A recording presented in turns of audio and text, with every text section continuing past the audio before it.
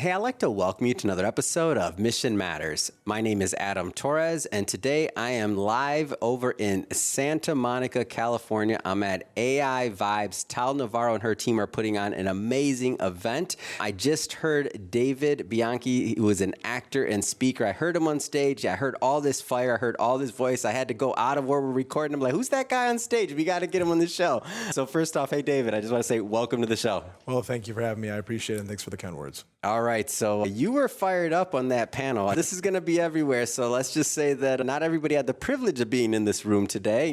Come next year, but that being said, what was the panel about? Like, what'd you get out of it? Sure. The panel that we were talking about was how artificial intelligence tech is supporting the creator economy. What I got out of it is that there is so much that all of us have to learn, and that I guess the geography of artificial intelligence is so broad. Even though the technology is so nascent, none of us really know everything about it, and it's still very much the Wild Wild West. Yeah. And one of the examples that you were talking about there, and it's funny because when you said it, I was like, oh my gosh, I remember when Grant Cardone, way back in the day, talk about this idea of being like omnipresent and being everywhere at one time. And that was like his motto, like, I don't know, a decade ago when I first learned about him. And then you used an example or a use case where you essentially said, what happens if AI becomes, I'm not going to put words in your mouth, I'm going to pause, but you said something along the lines of what happens if that becomes, a piece of how we tell our stories. Could you, I'm not doing it justice. Could you elaborate? Like, what were you talking about when you bring it up Grant? Sure. I mean, it just kind of popped off the top of my head because Grant is omnipresent as it relates to his specific professional sector. And so one of the thoughts was, well, what happens in this world where we're suffering from content fatigue, where everybody is competing for an opportunity to be seen in this retention community that we live in? And I was like, well, how about if you are an on-camera personality and then you're using artificial intelligence to your advantage and creating your synthetic personality, right? Yeah. So if I know as a human being, I can create content and proliferate it to 5 different platforms in one day. What if I created 3 different alternative synthetic versions of myself that could proliferate to those same 3 platforms? So now I've got 20 pieces of content going to every single platform per day, which in terms creates a sort of omnipresence. And honestly, if you understand the AI apps well enough, it's not hard to do. Yeah. So how do you get everywhere with the same amount of labor, maybe give or take another 20 minutes a day? And I think that those are some of the content creators that will win the 200-meter race. Now, of course, there's always a thing where what you're talking about has to be fucking good. Of course, that's at the end of the day, a lot of people are just a substitute for substance. Yeah. A sexy body only goes so far. Yeah. But if you're talking about the information creator economy, where people are looking for you for what you have to say or the ideas that you're bringing into the ecosystem, as long as you have something interesting to say, I think that using AI to your advantage is really going to help you. Where do you fall on that continuum? I know there's not a pro or con. Like, I know it's not that, black and white. Like, where do you fall on the continuum? Like, how do you use it? Well, I mean, I'm widely known as an actor and as a film producer, so I have a new series coming out that I play the lead in. So, I mean, people in the space know me as an in front of the camera artist. I've never gotten into reality TV. It's not my bag. I've never gotten into being a influencer, if you will. But I've gained a fan base through my work in Hollywood. But I do lean into inspirational talks. I do lean into leadership talks. I want to be able to give people a nugget of abundance and a nugget of inspiration every single day, no matter where they are. So I use social for those purposes. But as it relates to the creator economy and how I survive in the digital creator economy space, that's specifically around using blockchain technology in cinema. How do you do that? That's interesting. Sure. So back in March of 2021, I was arguably the first person to mint a short film as a one-of-one NFT. Wow. And that was a spoken word film that was my soliloquy to the murder of George Floyd. It auctioned successfully. I donated all the proceeds to the George Floyd Memorial Foundation. Forbes covered the story. Next thing you know, I'm being curated at Art Basel, and I'm speaking for Gary Vaynerchuk, and I'm doing all these big talks and whatnot.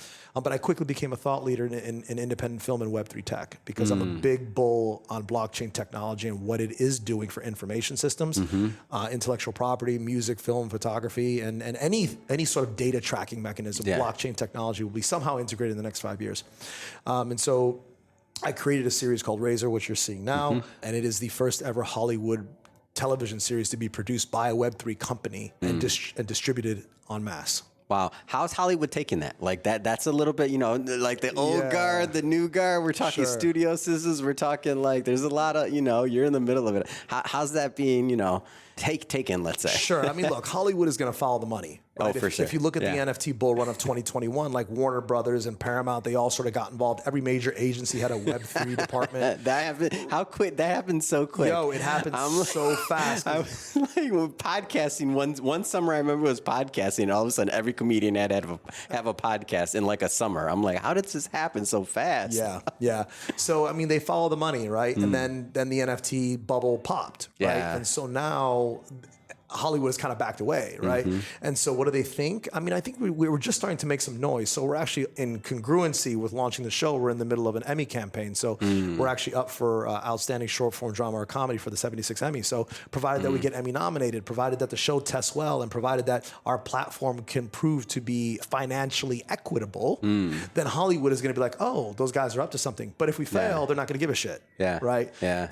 I believe that what we're doing at Gala does stand the chance to revolutionize how content is consumed by gamifying the viewing experience through digital collectibles.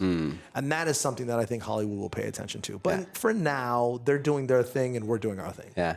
What keeps you going? Like, it's not easy to, to break through and to do the things you're doing. Like, so I don't take that lightly. And for anybody that's been in Hollywood or been anywhere around Hollywood, like, it's not an easy game. It's not an easy game. Like, what keeps you going? Because, not everything always works out. What keeps you going when it gets rough? Sure. I mean, look, I started out in Hollywood rough. Yeah. Like, I got my SAG card, in 2004 doing extra work. Like, my first 2 apartments, I had cockroaches in both kitchens. I lived on an air mattress for my first 2 months or 3 months in LA.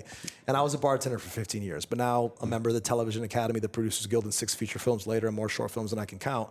But that is by absolute sheer determination, will, hustle. One of my most important quotes that I live by is I attack the island and I burn the boat. There's fucking nothing behind me that's going to serve me. Everything that I need to do is avant-garde, pushing the boundaries forward.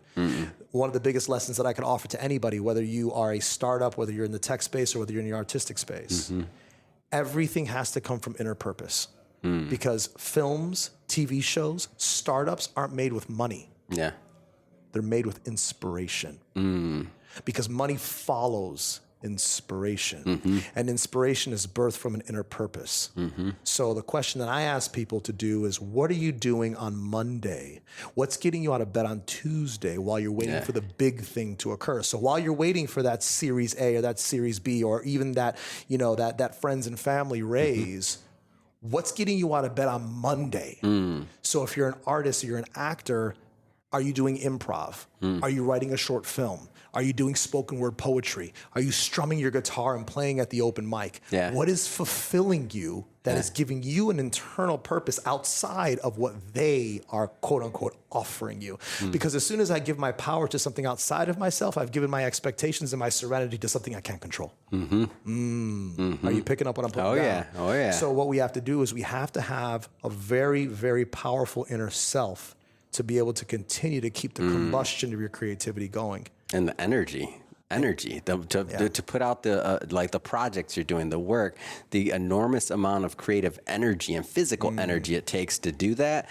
Like, that's not to be overlooked, man. People think that doing what you're doing right this moment, talking behind a mic, that's energy that you're giving to me, to the audience, to everyone as you create.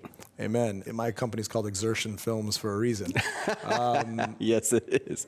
The reality of it is that not everybody is cut out for it. Right. So some actors will study, motion and voice and diction and Stanislavski techniques until they're blue in the face. And then some actors just deliver a performance and some actors don't. There's a difference between prosecutorial attorneys. There's the rest of them, and then there's Johnny Cochran. Like, some people just have it. And when it comes to having an entrepreneurial spirit, that's not something that you can teach. Like, we talk about Grant Cardone. You can't teach the conviction, the charisma, and the drive, and the understanding, and the wherewithal that man has. Now, I may not agree with all of his policies, for sure. But at the end of the day, if you look at Gary Vee, for example, if you even listen to me, for example, like, you can't teach what the fuck is coming out of me. It's intrinsically inside me, right? And so some people are designed to be generals, some people are designed to be corporals, and some people are designed to be infantry. Final question. I know you got a lot going on here now, and I'm keeping you over, but final question here. In terms of, like, somebody that's obsessed with perfection or just doing it. I want to give this other continuum, because I like, one of the things I try to do for my audience is sometimes they look at things like, okay, now we have a show, we do this, 6,000 interviews later, blah, blah, blah, you have an audience. But I started on an iPhone, I started on like headphones, and I just started doing it. That's all I did. I didn't know anything about creative. I didn't do anything. Where do you fall? Because you're another level of artist. Where do you fall on that continuum of just doing it and getting out there? Well, I think that's important. Look, Robert Rodriguez is a very famous director, and he's widely known as saying, everybody has 10 bad movies in their system before they start getting to their career, so hurry up and start fucking up. Like, failure is necessary, right? It is mandatory. And I love the word no. It just means I'm going to go left or right. I just can't go straight. But I'm not going to stop chopping my feet. Right? And as it relates to what you're talking about, I mean, you have to put in the 10,000 hours. Even LeBron James is genetically predisposed to be the greatest basketball player of all time, but he still had to hit the fucking wood. Absolutely. You know what I mean? So I think that having the conviction and the understanding of what you're capable of, but also converting that conviction into a knowing, not just faith. Because faith is believing in the unseen, but having a knowing inside of yourself that you have what it takes to achieve the dreams that you manifest. That's where it has to come from, because sometimes faith and hope isn't enough. But the knowing inside of you will get you off the ground even after you've been pummeled and kicked. So get out there and get to doing. The quicker that you get to doing, the quicker that you get to knowing. And experience and confidence is triggered by the doing and the knowing. And so when I walk into a room confidently, it's because it's backed by experience and it's backed by doing. Right? But also in the same token of that, having enough awareness of humility to know that I don't have all the answers and I'm excited to ask.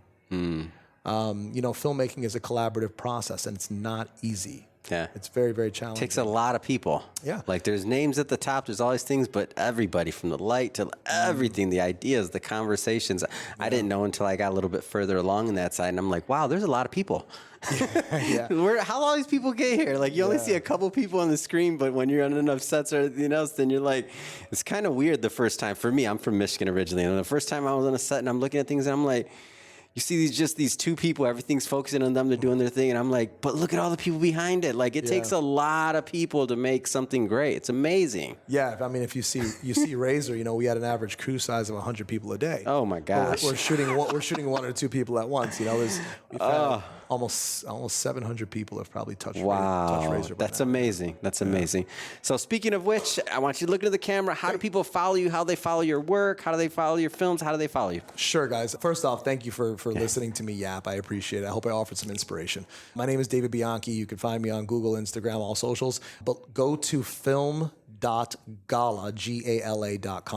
and look for the new episodic series Razor. I am the creator, co-writer, executive producer, and I play the lead opposite BAFTA nominee and SAG Award winner Mina Suvari, Primetime Emmy nominee Richard Cabral, Danny Trejo, Emilio Rivera, and Christopher Marquette. The first 4 episodes are out now, and I'm excited to share it with you. Think of it like it's like Black Mirror meets Mr. Robot with Blade Runner injected into it. It's a fun one. I'll send you the trailer. That's a great pitch, and for everybody listening, we'll put the links to all of that in the show notes so that you can just click on the links and head right on over. And speaking of everybody listening, if this is your first time with us and you need a personal, individualized invitation, this is it. Hit that subscribe button. This is a daily show. Each and every day, we're bringing on new guests for you, for your enjoyment, to inspire you, to hopefully motivate you, and to help you achieve. So again, hit that subscribe button and have an awesome day. And thank you, David, again, so much for making time for us. Oh, thanks for having me.